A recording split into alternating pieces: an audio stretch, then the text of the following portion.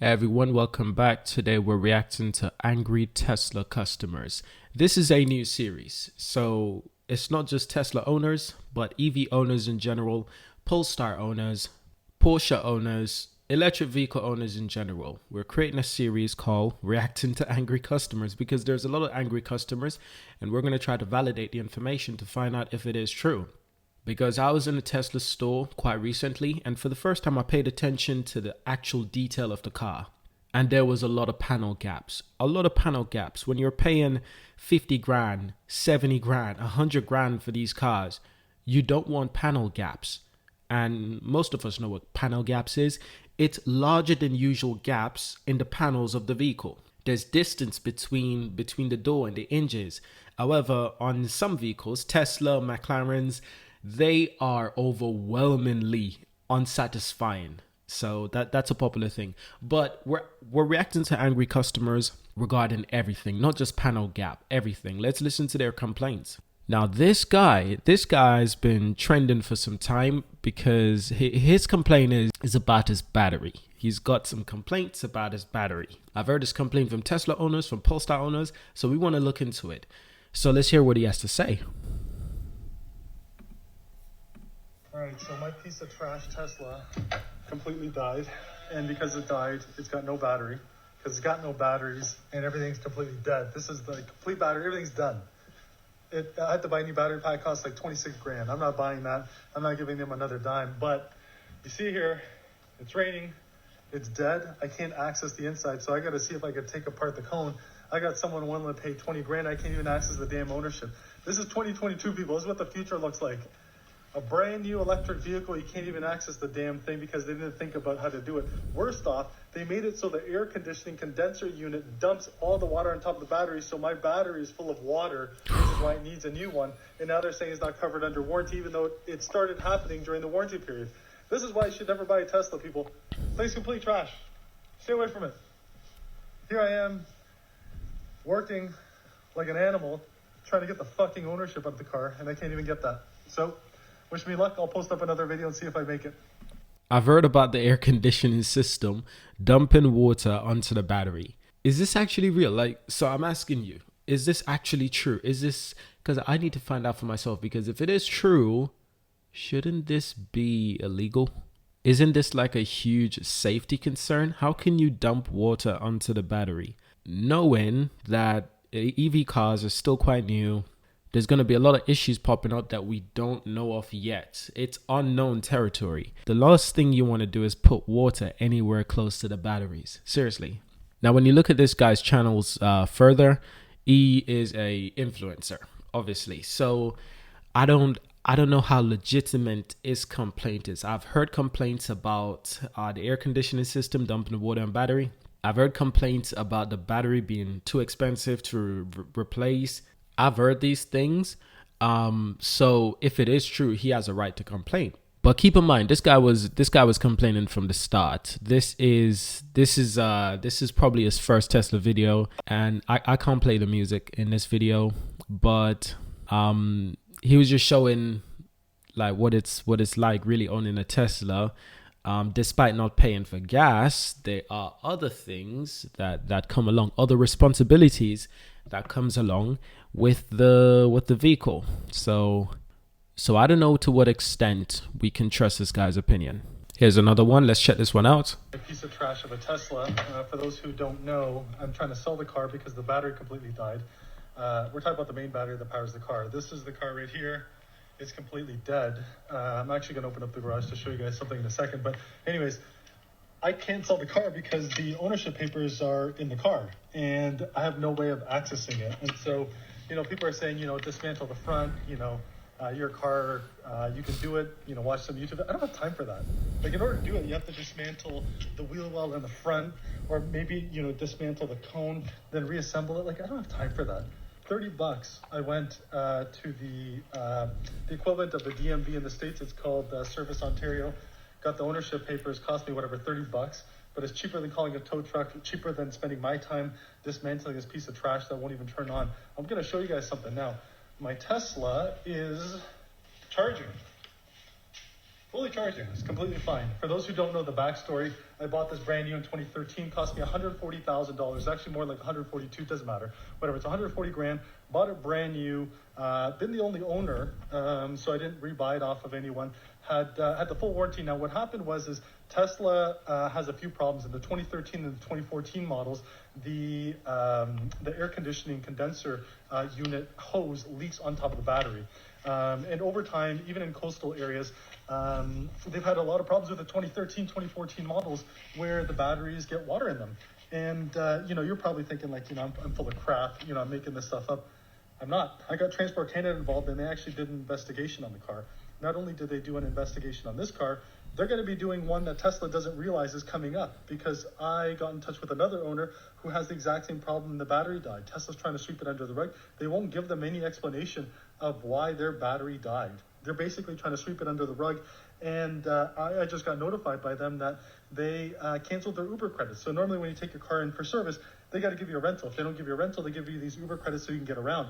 Now they canceled it just because this person was asking questions. And the questions that they were asking was basically, I want to see the car and I want a full explanation of why it needs a new battery. They canceled their Uber credits. It's basically like taking away your rental, and they have their car and they want to sign off on those same paperworks that I've shown in my other video where it's got a high voltage. Now, Tesla is trying desperately to hide the fact that they have these issues with the batteries that need to be recalled, and it does need to be a recall. And this is why it's important for anyone who's out there right now watching that has any sort of Model S where you have battery issues, or you have water in the battery, or the battery needs to be replaced and it's no longer in service. The problem is the issue started while it was in service. When you get your vehicle serviced at Tesla, it doesn't matter how often you take the vehicle there, they never check the battery. They have no incentive to help you to make sure that the battery is fully functioning and running. By the time you find out there's an issue like I did, I was almost a year outside of the warranty. But do you think the rusting of the piece where that rusted through, that allowed water to get in, ended? Or sorry, do you think it completely just started in the last year? No, that's something that started during the warranty period. So if the issue starts during the warranty period and they have no incentive to check the battery, they never check the battery, even though you service it with them all the time, it doesn't matter. It's outside of warranty. They don't give a crap. Then you're left with a $26,000 bill. That's the bill that they were trying to stick me with to replace the battery. I really don't care enough to give them another dollar. I'll never buy another Tesla again. But anyways, that's a long way of me saying stay the fuck away from Teslas. They're brutal cars, brutal manufacturing, and even worse, they're a 10-year-old company. Do you think a 10-year-old company or a 12 years old, doesn't matter, can create cars better than BMW, Mercedes, or any of these other luxury car manufacturers that have been building cars for almost 100 years? I don't think so. They might be the first in the EV space, but it doesn't mean they're the right choice for you to pick an EV car. Learn from my experience, stay away from it.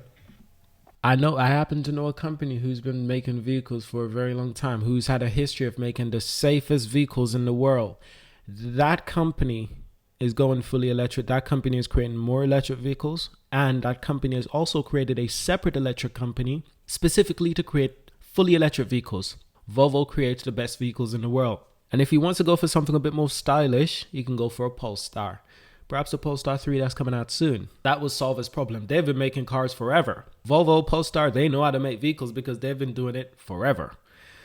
This will solve his problem. I was reading through the comments and it got really funny. I'm not going to lie. But it also got really interesting. People mentioning that not just Tesla, many other companies, even companies like BMW, had issues with their car catching on fire because of how it was manufactured. Ferraris had a history of catching fires on hot days. Like Ferraris, bro. Ferrari. He has a Ferrari as well. So that's interesting. Some very interesting comments. But the most interesting is that I suspect at first when I saw this vehicle from the side that it was a 2012 or 2013. It turns out that it is 2013. That's almost 10 years old. Now, that doesn't mean that things should go bad. However, with electric vehicles, as it turns out, the battery does degrade a lot. So anyone buying an electric vehicle, no matter what the brand is, just keep in mind that there's going to be a time when you might need to change the battery. And that thing will be insanely expensive, like 20 grand, sometimes more, especially when you want to change the battery. It's not like a Neo that the battery is just an easy swap out and swap in. That's the great thing about Neo.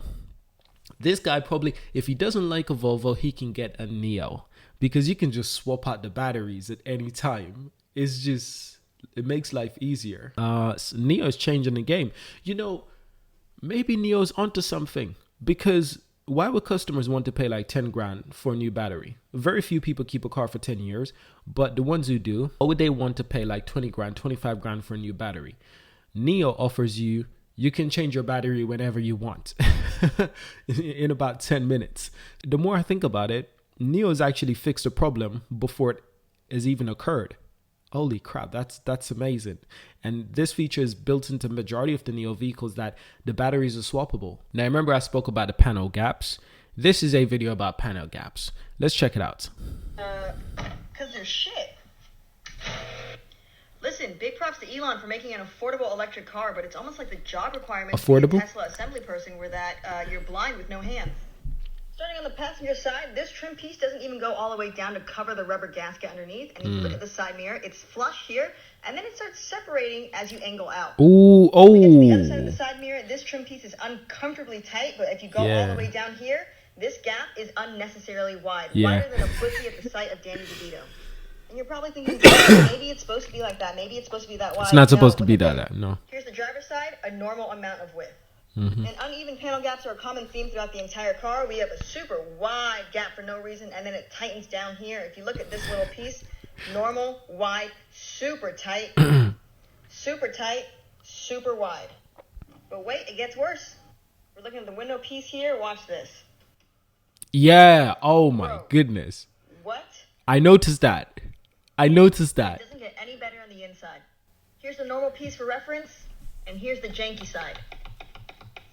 And if anyone doesn't remember high school geometry, let me remind you what a straight line is. A straight line is connected by any 2 points.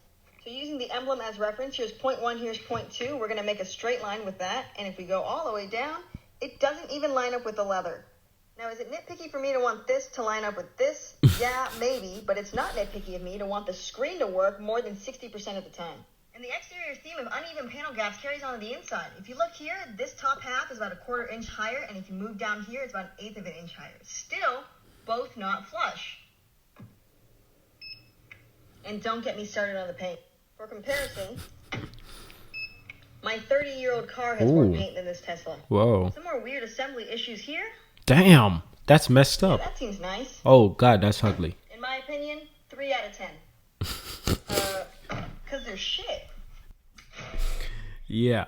The door, how easy it is to squeeze the door. Imagine if you bought a Mercedes for like 45 grand, like that Tesla, 40 grand, 45 grand, and your Mercedes door panel looks like a Lego toy. Imagine that. Imagine the backlash on Mercedes. Oh, people would be so upset. Yeah. Can you allow Tesla to get away with this? Nah. Listen, Tesla isn't focused on making good quality vehicles. They're focused on making the safest vehicles and the most vehicles. That's it. Quality-wise, it's going to stay this low for a long time because Tesla is just so focused on getting to 5 million cars sold, 10 million cars sold per year. That's their current focus. When they get to those margins, then they will find ways to try to improve the vehicle's quality because more people will start complaining. And it will change the face of the business. It's so interesting. Wow, she pointed out some issues that are wide. Like, she should return that vehicle. No way Tesla can tell you, oh yeah, keep this vehicle. It's completely normal. There's no way that's normal. There's no way that's normal. Buy a Mercedes or a BMW off the equivalent. The quality is way more better. And that's because they've been making vehicles for a much longer time. But this is no excuse for Tesla. Tesla's going fast. They're moving fast, and because of this, it gives them less time to focus on actual quality. Yes, they're still the safest cars, apart from Volvos. Maybe she should just look into getting a Volvo or a Polestar because those are the real cars. Those are the real EV cars. They're the best. Thank you for watching, and I'll see you in the next one. Peace.